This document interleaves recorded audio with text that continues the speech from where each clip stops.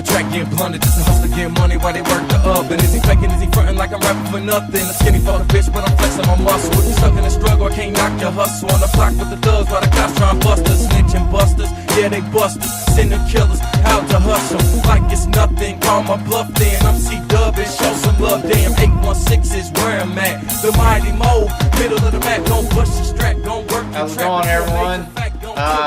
This week there wasn't any major news going on. I guess the liberals or the Democrats, they're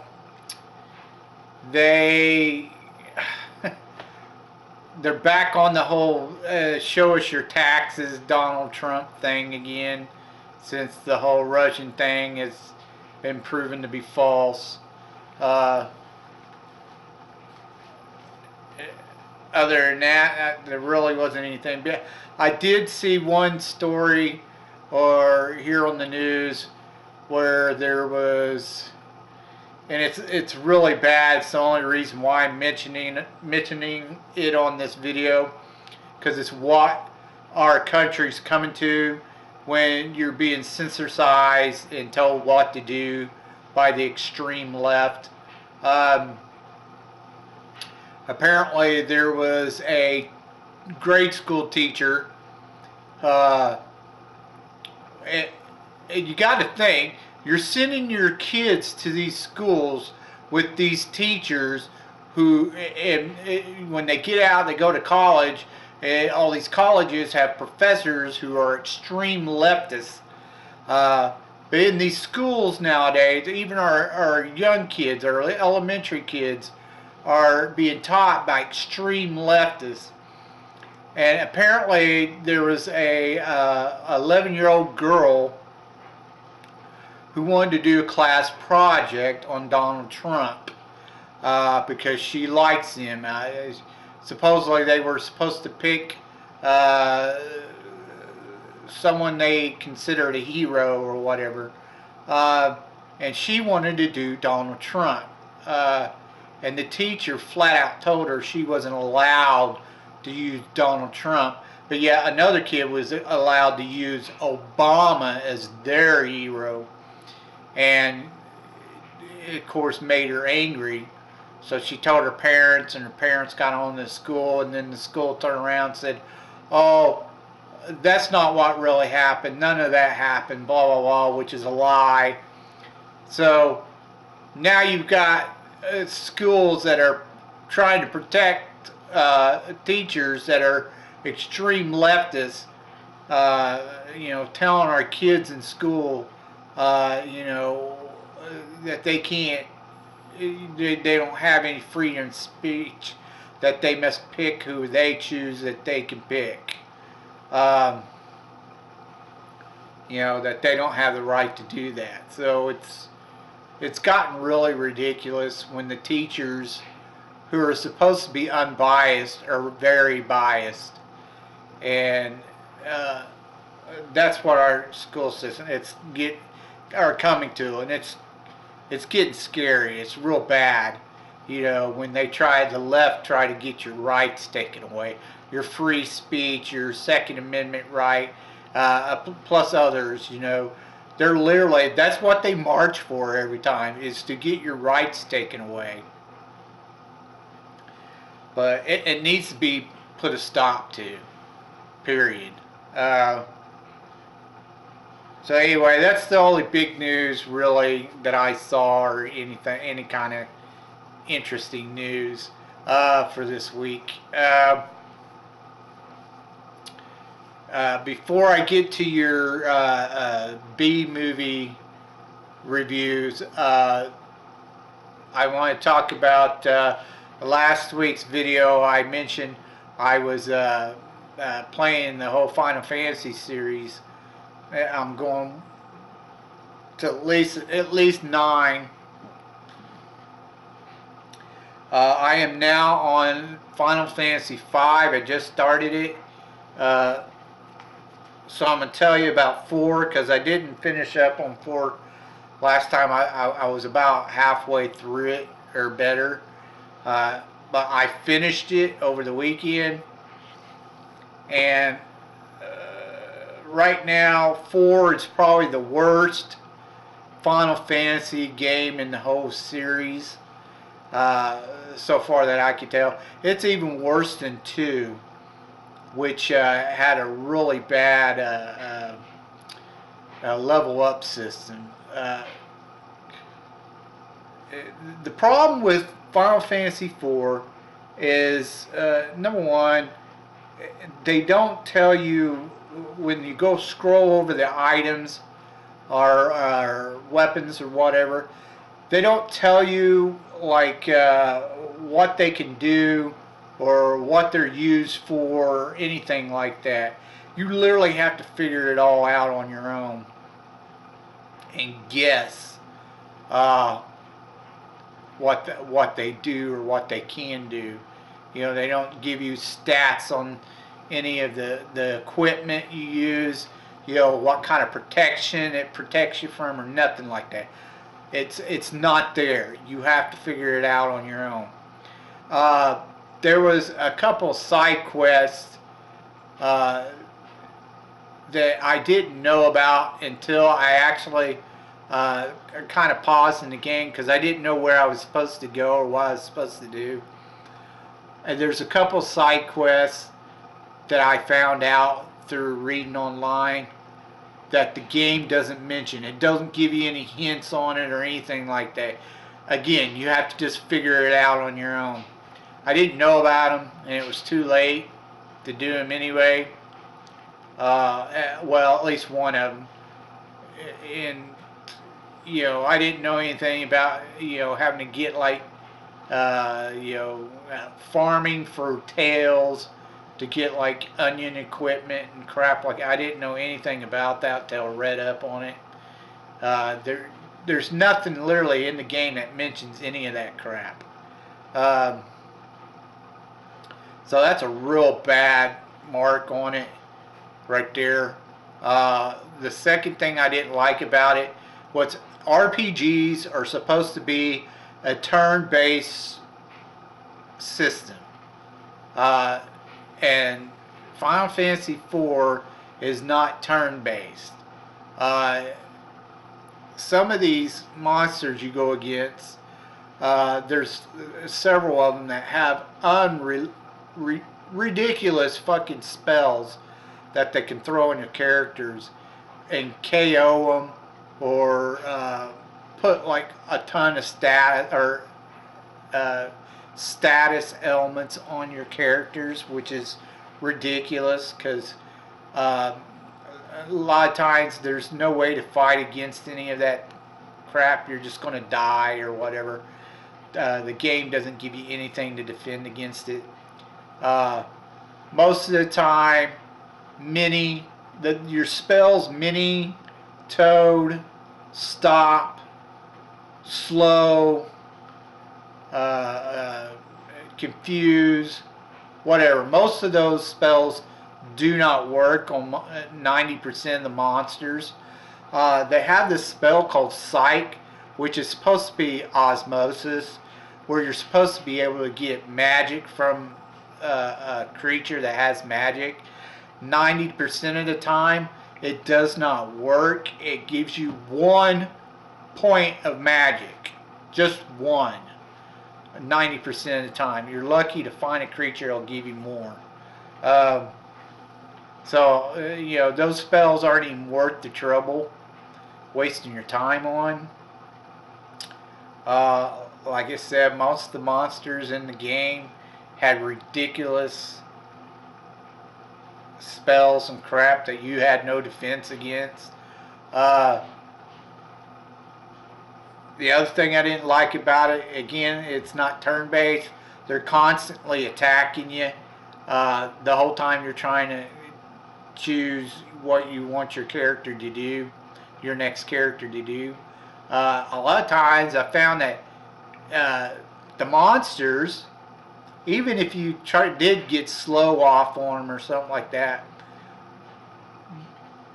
instead of your characters getting to hit them, the monster is hitting you 3 or 4 times to just 1 hit from your character.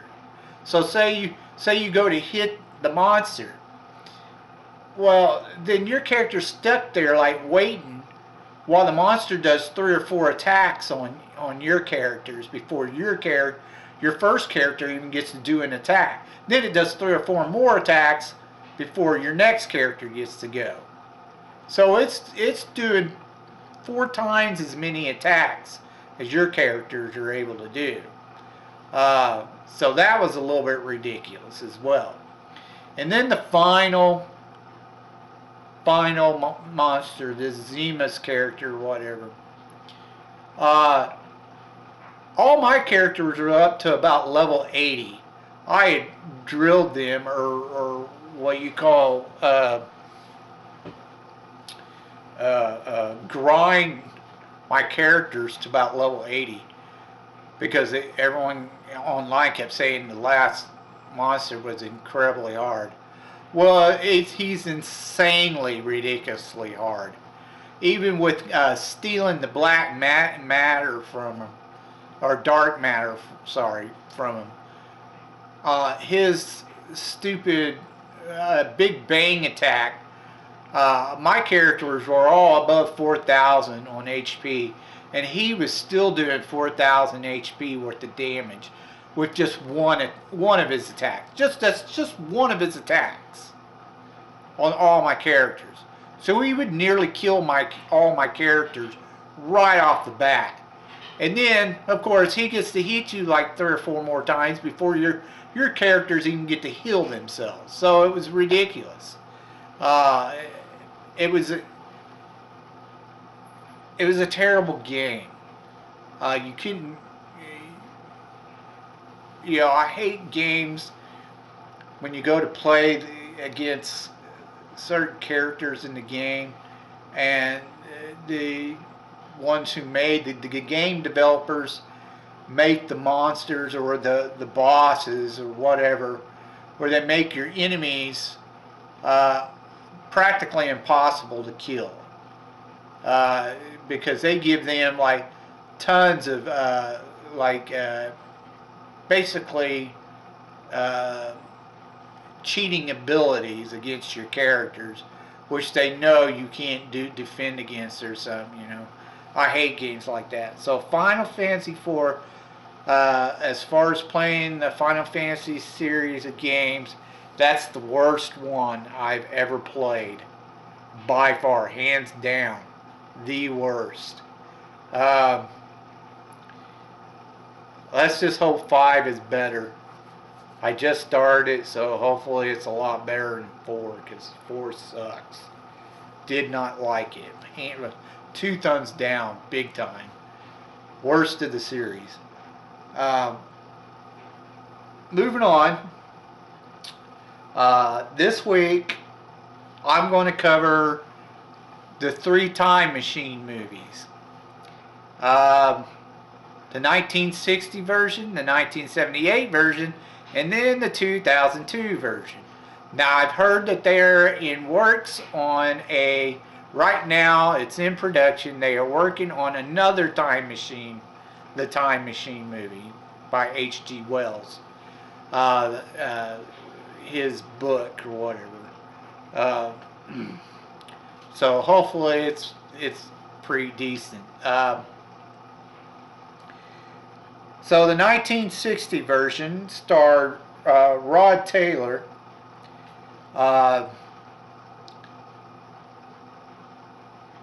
Only had a budget about $750,000. However, worldwide, it grossed about $6 million. Now back then, that was pretty daggone good.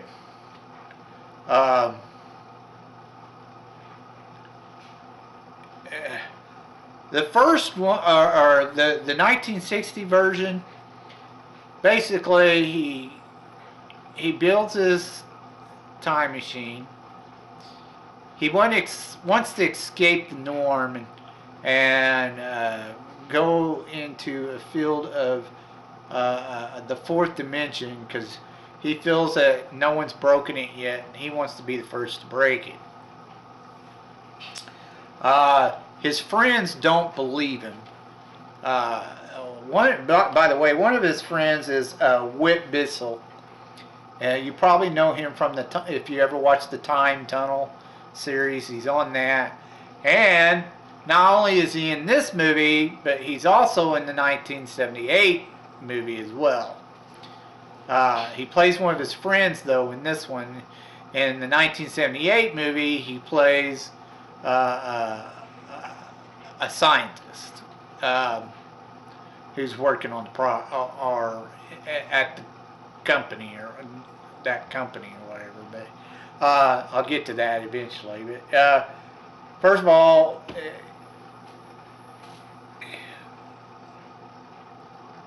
the main guy, George, he wants to break the fourth dimension, which he does. At the beginning of the movie, he shows this model to his friends, or shows that it disappears. Then he tells them, you know, come back in like a week or whatever, we'll talk some more, yada yada. You know, he's an inventor who wants to, like I said, and does, breaks the time barrier. They show back up in a week,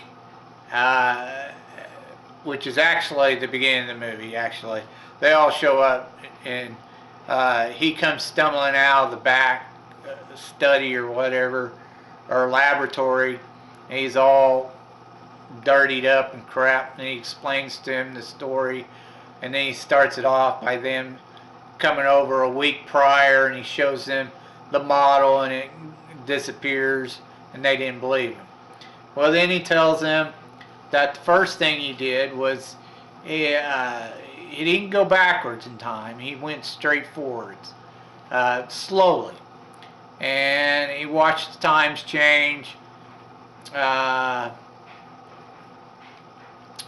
one point, he noticed that his house got boarded up, so he steps outside and he meets the son of his best friend, and then he goes back inside, goes forward a little bit more, and he hears this screeching, wailing. He doesn't know what's going on, so he stops the machine, and he gets out. He finds out that his friend kept the estate, wouldn't let anyone touch the property, and put a plaque out for him and everything. And come to find out,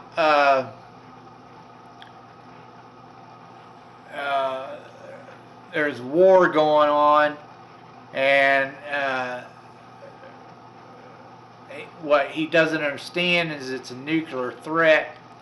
And the son, who's an old man now, tells him he needs to get down below in like a bunker shelter, but he doesn't listen.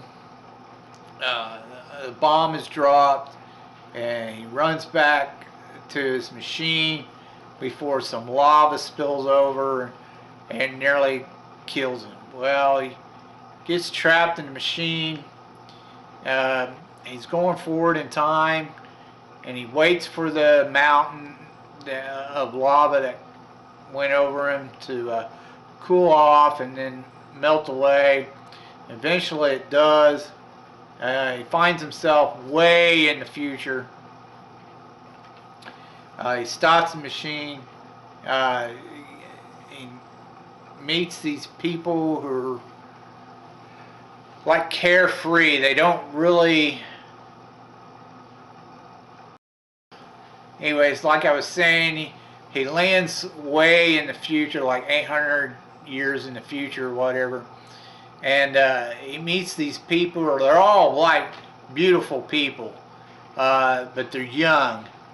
He finds out there's no old people, that they tell him that they take the old people once they mature or whatever to a certain age.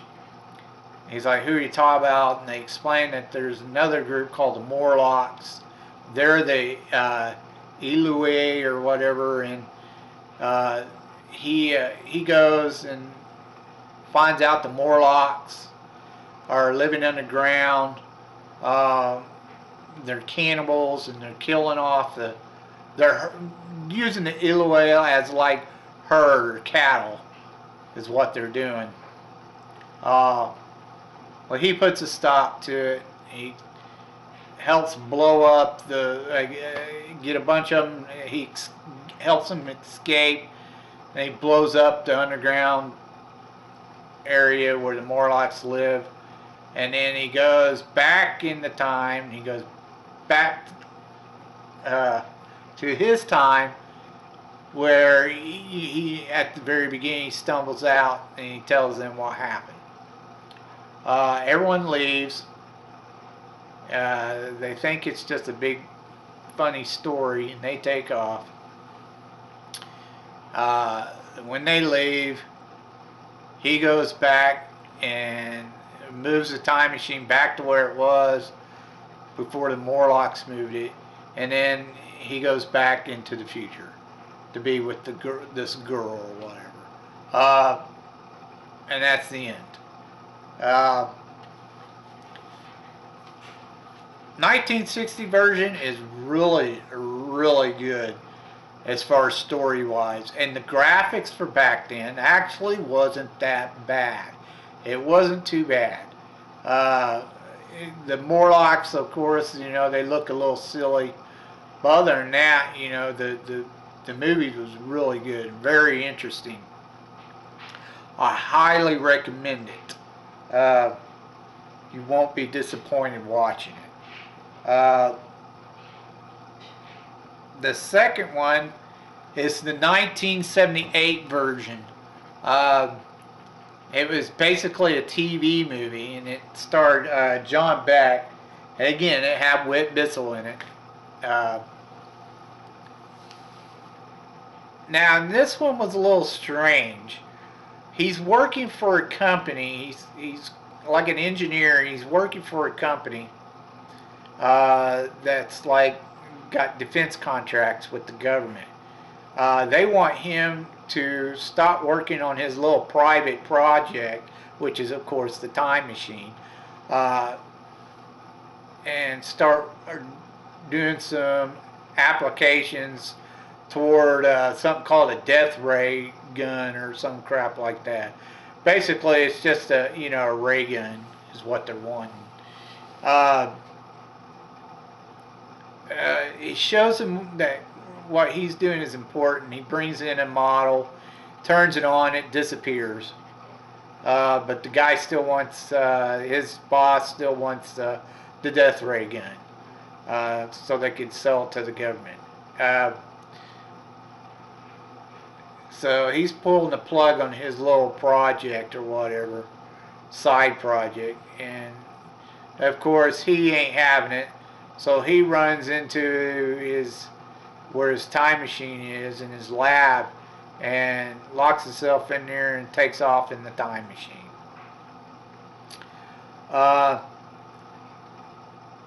In this one, he does head to the past first.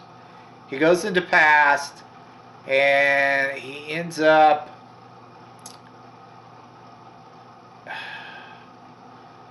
like the Salem witch trials era, because they tell him he's a witch and they try to burn him, but he escapes in his time machine. He takes off towards the future instead this time.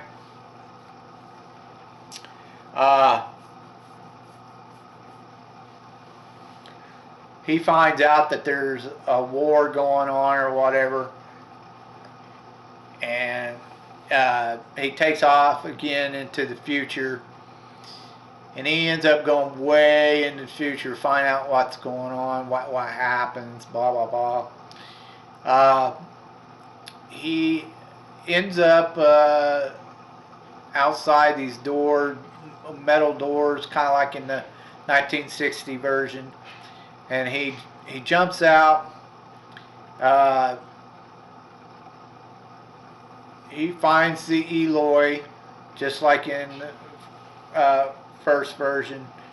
But they act like they're dumber than rocks. They don't know what's going on. They're like little kids. Same thing, they're very young. You know, eventually finds out that the Morlocks, of course, but they're a little bit different looking. Again, a little bit goofier looking, but you know, he finds out that they're cannibals and that they're killing them or whatever. And then he goes to this old sanctuary building or whatever that Eloy have, where they tell him, you know, it tells them, or they have these spinning discs that talk to him or whatever. And he goes up there and he checks out these discs, and they explain what happened. There was a giant world war, radiated everything, and he sees weapons all over, museum of weapons. He sees one called a death ray that he supposedly created. His name's on it. Well, he finds some plastic explosives in there in the museum, and he asks them to help him as they put timers on the plastic explosives and put them in the tunnels. They blow up the Morlocks. He hops back in his time machine, and he's able to escape. But you know, just like the first one, he goes back. That's the end of that. That's 1978 version is all right. It was kind of cheesy, but it was okay for what it was. It wasn't the greatest. I liked the way the Morlocks looked a lot better, but other than that, yeah, it's an okay for a watch. The stories differ a little bit, but for the most of it still stayed the same. Then you come to the 2002 version. This is the latest version for now until they finally make the new one that they're working on. This one starred Guy Pearce. They had Jeremy Irons and Orlando Jones in it as well. Worldwide, it made $123 million, which wasn't too bad. That wasn't bad.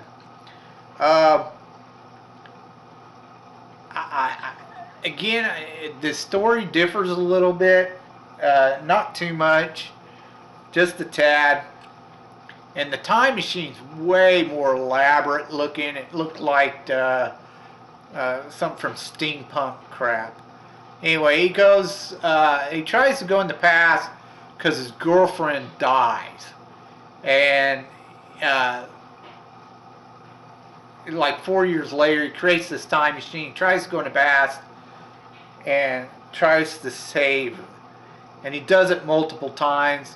Every time she dies. So he figures he can't stop destiny. So he changes his mind. He starts going into the future. Of course, you know,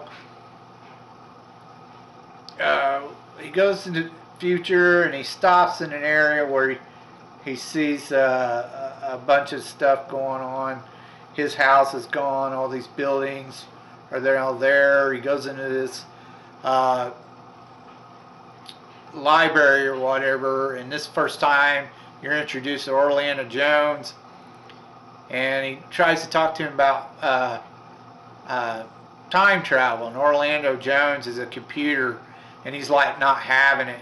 So he leaves, but instead of a bomb like a world war, he ends up in the future, going even further in the future and finding out that the moon blows apart. They had a moon base and it blows up or something and destroys the moon, and it's out of orbit and it's causing chaos on Earth. And he jumps back in the time machine, and he gets knocked out, and it makes him go way fast into the future. And he goes really far in the future.